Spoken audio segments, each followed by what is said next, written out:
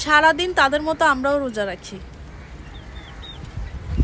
ভাই আমার সাথে যা হয় আপনাদের সাথেও তা হয়। সারাদিন রোজা রাখি, সবার জন্য ইফতার তৈরি করি, এরপরও আজানের 15-20 মিনিট আগে আমার আব্বা আমার মেজাজ এত হাই হয়ে যায়, সামনে যারে পায় তারে ধুয়ে দেয়। ভাই এটা কি আপনাদেরও হয় আমার মতো? ভাই বুঝলাম না, আজানের 15-20 মিনিট আগে তাদের কি হয়, তারা এমন কেন করে? আর আমরা রোজা রেখে সারাদিন সবার জন্য এত পরিশ্রম করে আবার সবগুলো ইফতার তৈরি করে সবার সামনে এনে দেই। ভাই আমরা ঝগড়া তো দূরের কথা, একটা কথা বলার জন্য এনার্জি খুঁজে পাই না। আর আমার আব্বা আম্মা এনার্জি এত কোথায় পায়, মানে যারে সামনে পায় তারে 15-20 মিনিট আগে একদম মানে ঘর তারে তুলে আছাড় মারে। আর ওই আছাড়ের সাথে ঘরে যারা থাকে তারা সবাই আছাড় খেয়ে হুচুট খেয়ে পড়ে যায়। ভাই আজানের 15-20 মিনিট আগে তাকে কি হয়, কেন এমন করে তারা?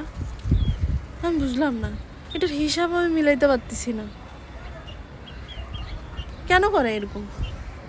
15-20 মিনিট আগে তাদের টেম্পার মানে মেজাজ তো হাই হয়ে যায় কেন?